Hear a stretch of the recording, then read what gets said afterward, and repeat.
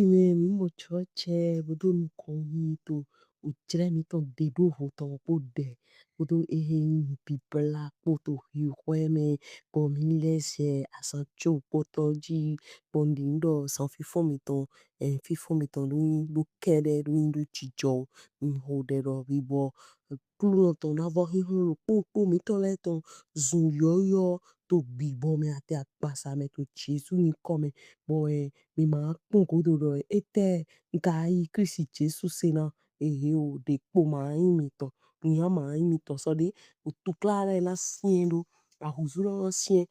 waina chiwe e to ena ho mi so ni wale posi bo ni mi pọ́n èèyàn mo lo mi dodo mo kon yi so mo porque boku no to etimbo do to kogan na mi pon lo pade do pon lo pade na do ya mi nde dagbe ni wa Guna yi do hana mi to tre sien heme mi tinte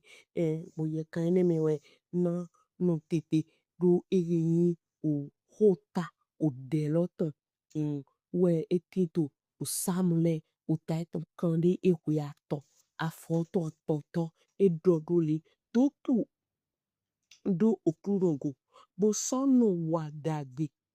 no no aigba bo sono dua fona mgbo do tudo okrunoko bo sono wadagbe no no aigba bo sono dua fona mgbo bo hogbe minamoro ekando eyin o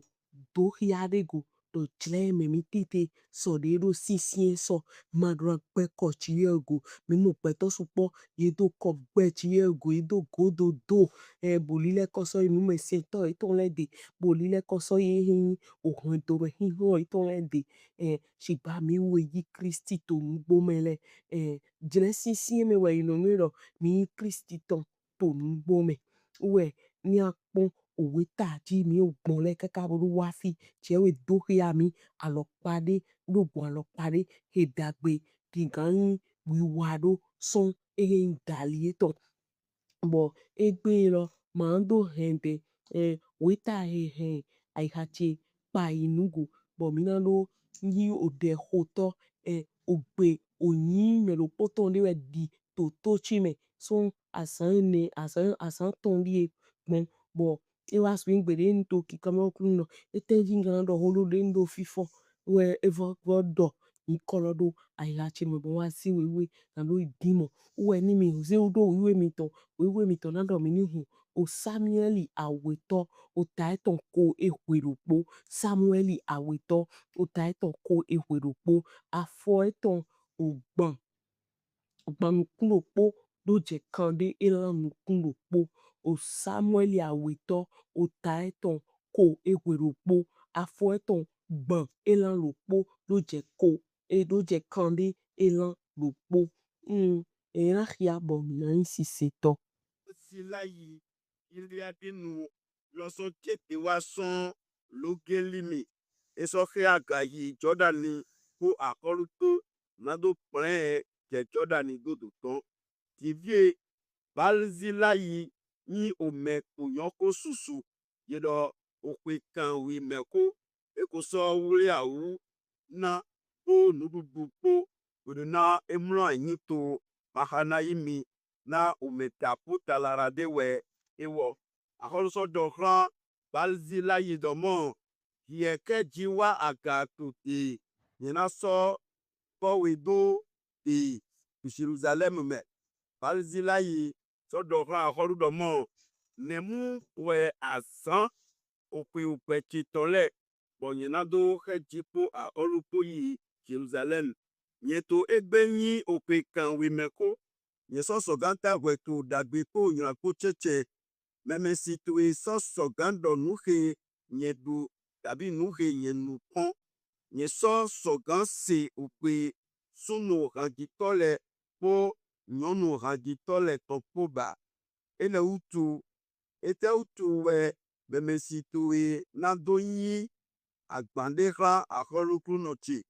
mɛmɛ si to ye nagbɛ do hia gayi jɔdani ko akɔlukun ete utu kawe akɔlu na do yi ale mɔnkɔ edo su akɔ etomi nye vewe po meme sitowe miso goyi na nyeni do ku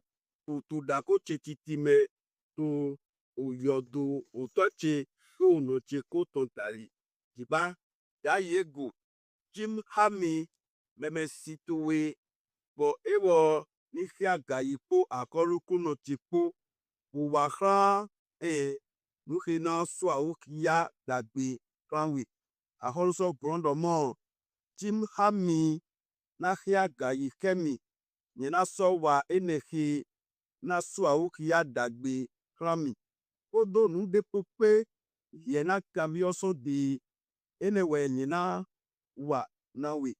betole po sohia gayi jordani aholuso hia gayi aholuso donu kona balzilayi butone iwoso ledo te eto titime bowe afolu hia gayi gilgali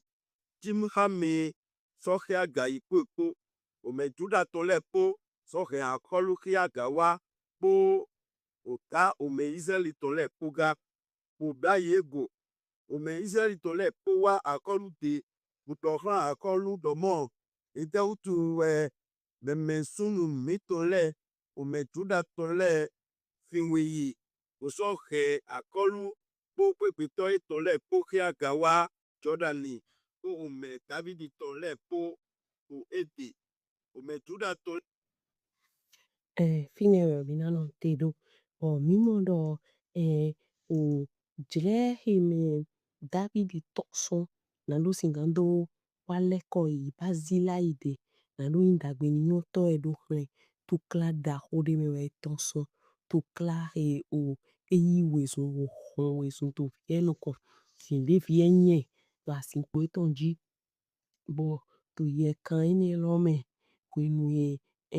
okudan akpo fie bo eso ayin o dekpo au bibla da horine bo joabu twa degbedwe do ema kan bla o edo hia domlo eyin ona fie nkan ogbe yoweyi ahon gbenu gbogbo filo ton talile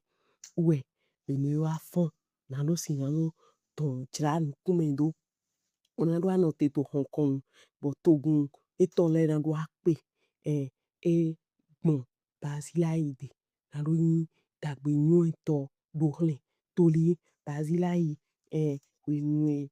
Davidi tinto ahwame bo timbo to hihon to o solu nukon atikpo fi po nukon o fi ekpo nukon bazilayi atokun dewe yin huhun dewe yin eze ehe yin ndudu ten dagbe aho tukla he ko je adokun eji dokun tukla ele dali eze na lo se aholu na lo ijono aholu to na lo na ndudu aholu bo emi pon so de aholu so aleko na lo ayon dagbe ne bodo ni bo wa hodo emi heji i Jerusalem eso ayin o mehe gbeko dagbe nego ema yin do nyina kanji ne shigba pon kwe ton ni ndo mlo eyin tu didono bo yin mehe ogbelo si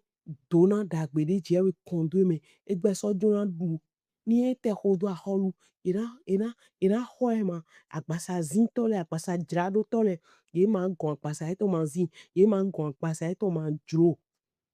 bo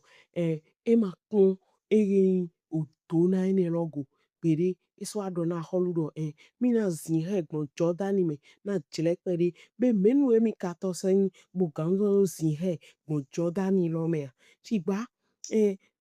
de do didoni ndo mini heji wa i Jerusalem bo emi do kun dido o kwe emi to ko yaga mi ma so nyo ndudu sin fifi po fife po mi ma so nyo nusu ko timbo mi ma so nyo dagbe do han nyanga shigba o kim hai he me sento aho alogona meto he video mende eto akpa eto en hodo aholu soy bo mi mo home nyo bazila ito bo wa kwete bo pon kadena bazila ito edo ni mehe ye yo gando basi ye yi o gando basi o yo vodun sentore ira lo oguno ira lo oguno Shigba when we apasai to akodo yi sorry ye yo kando basido enyo jele ndele to bo nyo na mi do yi kokpe na do tondele rogo na do siseme de vodo nu konto dagbe me we an zegbe to daga na no to pe na chiwe do kuno ndondo we na asan chu poto he kan me alile mi je to de lo me mi be de fi mi mo hin so atavo son tewe wa segbe pira kara ru don do chiwe ma vo we to jesu sin ko me mi don do na ye na mi hin ho bo mi si gan do to mu ko ito de lo me aye anyo nu egbo mi le lo propo ṣùgbọ́n àná mi ò kọ pé náà lẹ́sìn náà ló gan náà tètò òun kan tó bọ̀ tèmi náà gílí lọ́mọ mi mú òde àyàn fún owó náà mi tọ́ gbọ́n lọ parí mi dọ̀nù ètò tó yí ó pẹ́ bó ipipa jíwẹ́ ẹ̀ mẹ́nu ẹ̀ gan náà mẹ́rin wọn tó eré tó kílà wẹ̀nu kò kílà bíbẹ́ tó kílà lẹ́tọ̀ náà ló sì kan náà tè òun kan tó náà ló sì kan náà dínwé mọ̀ ní ẹ̀ máa ń jẹ̀rọ sùn pàápàá mi yóò dàgbé nu ẹ̀ àwa ẹ̀ tán bọ̀ mi tó pẹ́ tán tó mi yóò dọ̀mọ́ dẹ̀ ẹ̀ lẹ̀ yóò bí ọmọ àvọ ọmọ àvẹ mi sọ yìí áńgẹ́lì edo òzẹ́ eno yí òtítì òdẹ̀tàn lẹ́dẹ̀ẹ́mẹ̀ yóò rìn tí mo tó kàn dé mẹ̀ bọ̀ mi tó pẹ́ tán tó mi tó pẹ́ tán tó mi tó pẹ́ tán tó torí mi ń ropó tó mẹ amọ̀ tó nǹkan tó lẹ́mẹ̀ tó jírẹ́mẹ̀ tó rí wẹ́rẹ̀ tó kpodo kọ pé na nu èmi mo yá ti mi máa mo yí tán lẹ́pọ̀ bọ̀ mi náà wẹ̀gìgò ṣé mo do àchẹ́jì bàbá tó jésù sí ń kọ́ mẹ́rẹ̀ mi kò dẹ̀rọ̀ tè ní ṣẹ́ wí à ń dọ̀nà ọkùnrin dọ̀ yí mi yí àtọkùn ṣe náà èèyàn sàn tó yìí ní àpọ̀n òwe lọ́jí ìdọ̀rọ̀ mìíràn wẹnu àtọkùn àhó bázíláì gbẹ́pọ̀tò híhun mi bóyin àtọkùn náà ndúdú ẹ̀tọ́ ndúdú sí ń ní àhẹ́jì tonukàn bokpɔn bẹ̀rẹ̀ sɔn Samuel 2 Samuel 2 Samuel 15 ne le amonu kunjɛ me kanji de ehin abẹ̀lẹ̀ sɔn Samuel 2 Samuel 15 kaka wa ido 17 ne le abi 18 amonu kunjɛ me de o Bazilai e wadagbe na aholu wende aholu tinto ahwan ofiyeto nukon bo etinto to klai ton kon podo o solu esogbon soli ton su sauli ton sume we tawi ne wadagbe ne namu mi ton edoto ason wa o kan hoto egbedi be mi do adroje tona atokun he tonson alonzo mi to me sedo jiwe nukon na do wa son eton we an zegbe to daga we an do na okuno na mi droje nu ya na mi hiwon bondo mo tari atokun to aigbaji adike wa lumi do teblo adike wa tari nu me sena mi blo shigba adike ni na gigoto akan ṣoṣo segbe to daga bo hode baba to jesus in come mi hode na mi be hode na gun bisu agun yunu ogbon to ton le popata to fi e gba pe gbon le pota e go suro be bi ana e ro bo edin bodo to aso wa do hode na e to jesus in come adike adokun ya na e wa tairi nu me sena e blo adike tairi nu eno to nu me blo to jesus in come shigba adike ni dina gigoto mi mo bazilai dona yane iho yane bo ido waso eze dona ene loro nu konto eze do waso na we eze do toju aholu to to klaito o mi hode na ni na mi hiho he mi na no yi nu ni na ya na mi le na do zedo nu konto na do in dona no de do hala in no zo mi to aro mi no ayi gba oji mi no din dagbe bo so do afo na ngbo Hallelujah. Go alona mi mo lo nuke bazila ibaine to no tento when a holu to atan boeto atan gi boeto me bo gboen de waje eyi ndudu atin sinse teme eze so ina holu e toju aholu pepo e ma kono mlo aholu chi nwa dai we zo mo nu chi wa de wa si ahwan edo piple ni na ondo e ma domo to wi wa me eze ehin to na ine jona aholu Oh, Jesu iko alona mi. De jire lodo jire wuwulu ton. Bon, me lo popolo ja honta eton konji. Mene to me lo popolo a honka eton po. Mene maso to taziraga. Na no kando monu kunje. Eri nozo eton si hogo. A weto eton si hogo. Yo wo gbe do différence ombrilisme. Nkode to Jesus si nkome to miwe ihobonto to generation mi to le me to Christi me ati de na wa Christi me le na mi milita di bazilai yo we anari o mo pon gun lo pari bo yi timo to azo wale na ye ni si adokun to na lo wa azo to Jesus si nkome se bo do a change to Jesus si nkome mi hode lote ni she bo ni apon bazilai si jijo eto e la win dagbe e do dagbe ya gli when there a holu do ne do ni wa ka ji yi po mi po Jerusalem e do ho mi na gbon e ke n Jordani lo me he pedi menu mi ka te so yin di mo gan so zon ra o gbon Jordani lo me àmọ́ ní kókún do eyin òfìé mi tọ̀ kí mu ha ìgò eyin mẹ̀mẹ̀dé mi tọ̀ mẹ̀mẹ̀dé no mi tọ̀ níṣẹ́ yìí na ló wà dàgbé na dé nkì ya ni lọ kò mẹ̀tì uwe ni à ń pọ́n òjìlẹ̀ mẹ̀mí tẹ̀ fi tó dín wà lọ yìnyín kan dé bla yìí wọ́n ló tẹ̀ bó sọ́tọ̀ àgùnmẹ̀ bí ọ̀ bọ̀ à ń lọ yìí nọ tẹ́lẹ̀ bó náà ló tọ́ sọ̀nà tẹ́lẹ̀ mẹ̀ bí ọ̀ nọ tẹ́lẹ̀ mẹ̀ bó náà ló bí ọ̀ dàgbére tó ń dàgbére mẹ̀ bí ọ̀ dàgbére mẹ̀ ìdáná lọ mi yè máa dó ìhàn bọ̀ ìdáná lọ mẹ́yẹ dó ìhàn mẹ́yẹ lọ tsọ́n ìta ìdí gbákùn àmàgán yìí yòówó dọ̀ recommandation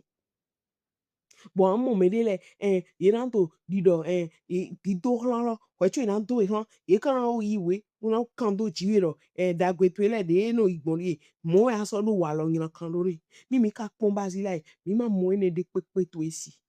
we an se pe to daga an do kru no Jesu yi mi do bayi me no di no so chesi dagbe yi mi do bayi me no di no so chesi dagbe ma ho pon gwan adu si gwan mi o ni ino mlo egbe kogonan to bo mo kogonan yi son dewe wa di ke mano bayi to wi weme mano te ponde pepe se gbe to da ka bo hode papa to Jesus si nko mi hode na ni sigan yi mi do basi to jle me mi te me gan bin dagbe no zo mi ton leton mi mo na bazilai e mo sorti to kan hi home na no skan do hodo ha ji Jerusalem shiba esise ki mu ha ido nukon ki mu ha isi otade na weye do yoro dro pipe dro vivede bo amu do yene e do lo fi sunrene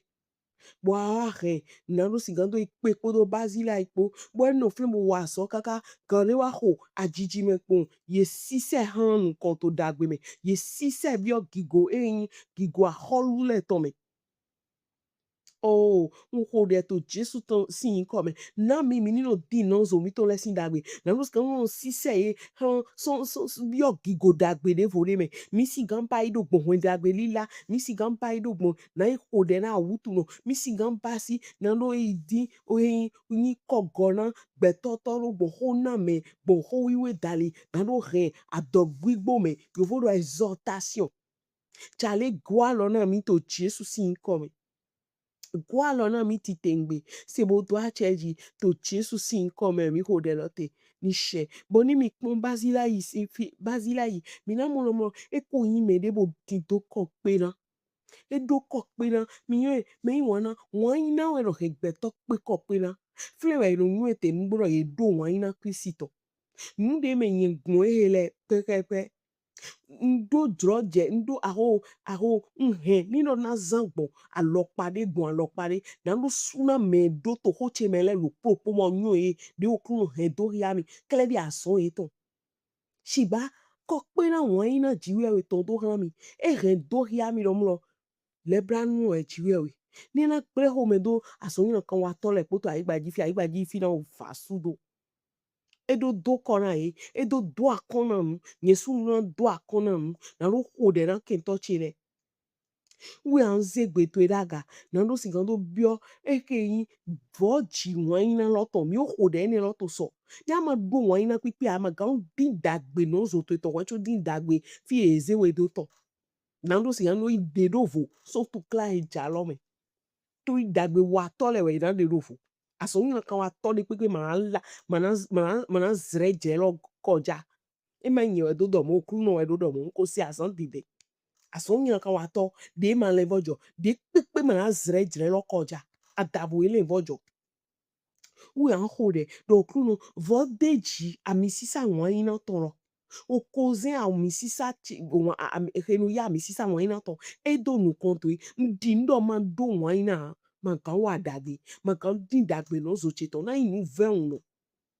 ni basila yi e inu ve uno bo ma do won ina e boya e do fi e na pon fi e ton lema e na flin fi e ton lema e ma flin fi e ton lene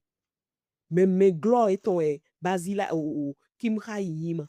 zekpe to da ga boko de baba mi ko de to Jesus sin ko mi vo zekpe we dide mi obi odo to so de wai do ze e rinu ya mi sisa wan ina to e no he wan ina mi to sudeji do ran nozo mi to le do ran zon to e baba kon e ya mi sisa lo de me ma ti do wan ina ma gan din dagbe nozo mi to we to din dagbe ai gba eja ze mi lo to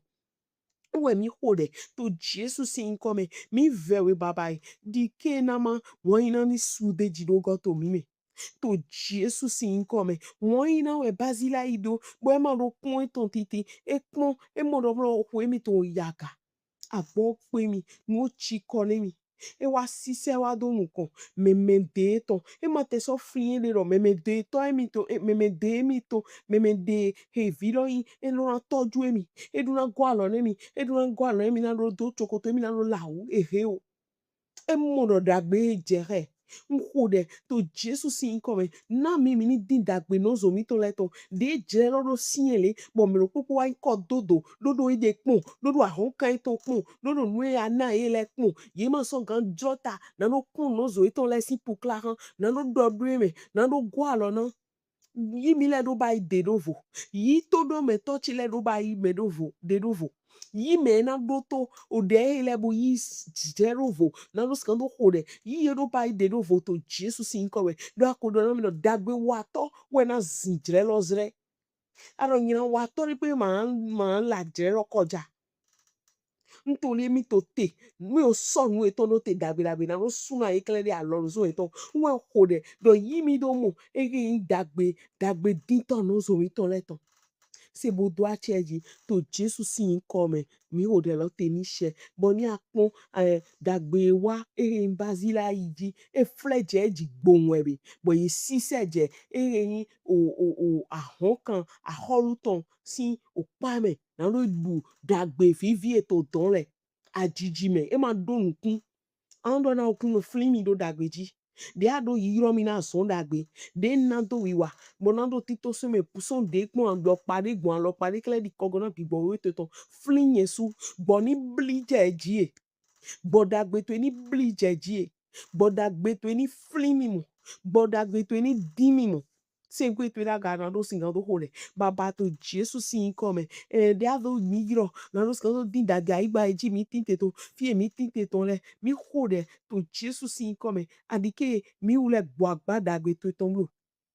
efleje kim ha iji ajiji dagbe to e dimo ajiji nzi alo chiraga nhode na nyede nhode na todo metole nhode na yo yi enyi o yo yi huigwe na no se o jefu to delo me mo diwele dike de Jesu dike dagbe to ni flije eji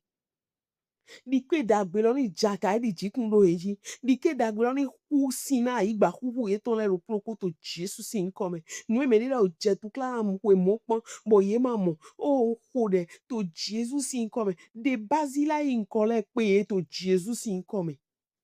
basila ye gwa dagbe na kim hai na lo sise kim hai bio e re dagbe dona gigwa honka holu hokruno David di tome ma kande pepe bio ma pon dagbe wa ma pon nyanya wa ma pon fi eton son bo to egbedi ni lo mo me ni na wa dagbe na me to fi yen tinte ina pon fi aton son ina cambio fi awa son tele na we abasido bo mo elete bo ye gan lo na gbe to supo do gbon boya uchi wa de dale ma nyu lo mi o suti do chi wa mo nko to abi re nyan gan mo we hode to Jesus sin come basila e ma hokon na ni le de pe ne we mi hode do mi we to do ile bo to alu ho to no konto ile de basila in kona mi to Jesus sin come de na mi to Jesus sin come Alogoto hena sise me bio dagbene vome ma hopon ma hoya dusi ma hoya mio ma no te kunde pepe baba dena mi to Jesus in come. Si bo doa cheji to Jesus in come mi ho de lote ni she fie mi na mo a holu oji we sin ereyin o wa lo pipe to a holu David sin o wa lo me we yin eyi vilo edo eyin ena hodo mi bo yin na wada na ena du dagbe vivi to to Jerusalem mo kele ndi pepe de aso bio bazila idona ne etene ena so in bibasi mi flinkun dide meme yon de to edo dide na mi lo o kunu akpe hemi na kwene o kunu akpe hemi na no fi mi o do na mi lo nude mi bio we mi na basi do e taidi a hosi ne mi we bo mi le taidi a hovi bo nde pepe de do mi na basi we an se gbetu daga ando okunu dike manuona no zo cheromu ntoli dagbe tewe bazila iwa eflin dudu eflin ekpontu kla heme David timbo do gigbonle oya nusu po heme ahwa heme tinto gnu bo ewa ba indudu si angban bo se so ine bo aholu wa no dagbe somo eyi mede ma kan me ma ken son ohun kan me so wento kan me eyi me sento bo to akpaiton eyi na do sigan do wa dagbe na bo so ado no ni nde pepe so bio nde pepe no ina basine do na okunu do de ado yi ro mi na dagbe dike ma mo nukun dagbe to dike ma mo nukun dagbe to wenu na zi dagbe na do hode na zontole dike so asonja oni no jomo ko wene na no yi ho na no sigan na ho na me dike ho na me che ni he kan tuntua ni he kogona pipe wa bio dro to me sigbe to da gabo hode aba mi hode to Jesus in come do wende mi na do yi toli ayiro mi na no din dagbe mi mo do basila e din dagbe a holu David to wena holu David ti to klame awazi a holu David fontite na no nyu dagbe rene wo sumo kan du dagbe lo bi ntoli agboso e to ko yi godo e ka o so yan dokun no de na de do ane ri kun na no singa do waso bo wa fli me de vo e fli me de to e de video me de to bo aso do ne gbon David sin me nde pepe de jro mi na le baba mi we to nu konto e so zan mo pon bo to alogodi na ode adike unya hu mi blo todo me touchile ati o me to kan chile me do to dero hole yo we to nu kume to pon na o vichiji na asu dida na asi dida na yan zon na nyema matindo noten fie na no bo na tindo wi to ta Jesu adike ye ba ponu kundido e tondo hlo blo to Jesus sin kore popla po me ahonta to olonto mi do na dima to popla po me audo mondo bo me tinto e ya jake ne sinwe mi hode to popla po me adike mi gbo agba hodu talon to etonblo adike mi gbo agba hodu talon to etonblo dike mi tinto me ana rebi a hodu to lo me ado mi na bien me physiquement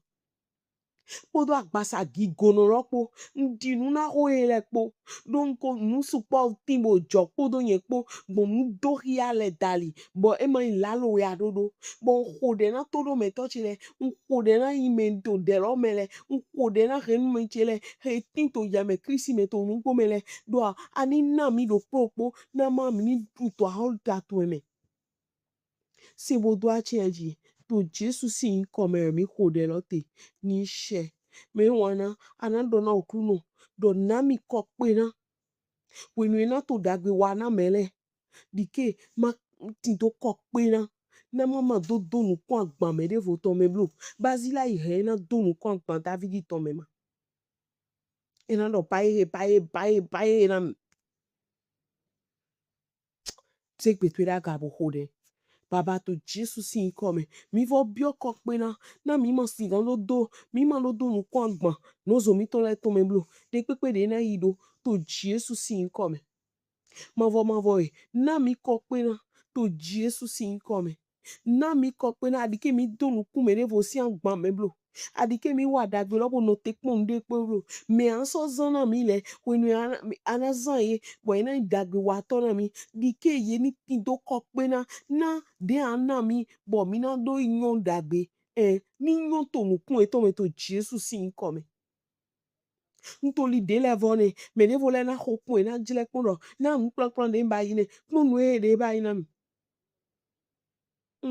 Bo adoso me sunu heti to ajake ne sinu me do ni nzawe emi jiwe we ziwe fontite na do wadagbe na nozo bo awa bo so azi alodo numero ete utu nkabai ete utu ehe we ziwa na mi nkpevi ehe e ma sonde nhode to Jesus si nkome ado adodo me ni pepe to numo ko wa ye ko riale to buto nu ko mi to adike mi riale dage mi to le to buto nu konto lo na mi wiwe baba na mi de zewe do nu konto so de anzan mi bon na mi wiwe wo na mi de zewe se bo do a change baba to Jesus si nkome mi ko de lote ni she mi wana mi o ze cheju gban logo bo mi do wa fivonu we anze gbeto daga na do na kunu to de mi do to fivonu de loton wini a ho viton na do singa to wa ton pe yan jijile po ni gble nde na jon bai na do yami na do eten ka bai na pe jewe jen ka yiro mi na de ro wuwo but it to le poni do for me se que tu da ga bo de baba de mi do to vivre no de loton yi wini ken toto na do tu klami na do bia no fun mi na do wa yi do gbonta mi to na do remi bo mi na le do te tu mi ka ho de wini le pu bon bini do for me to Jesus sin come njile do me kwa ho vito na do remi do ete tu nka basi ho de Jesus he ple po gble Gwalo na mi Jesu. Mi zedo alo tebe. O se alo redo vivon wi. Adike gbazan mi to yi vivon wa jijiblo. Mi kode na yo to klame. To wele alaman wa utu zandi. Mi yo vigo beton. Mo yo vigo azon boton. Boni di me enele mo to weto a utu zandi to fi etite to Jesu si kome. Na ye kan tutu mo na ya azon bo. Bo tu ye do te pata. Se wo do a cheji to Jesus si kome mi kode lote. Ni she. Men wana mi indoto chi wo so indoto. Me krisi Jesu ton. E so yi so he yan sango do to. E dabo mi non kanji.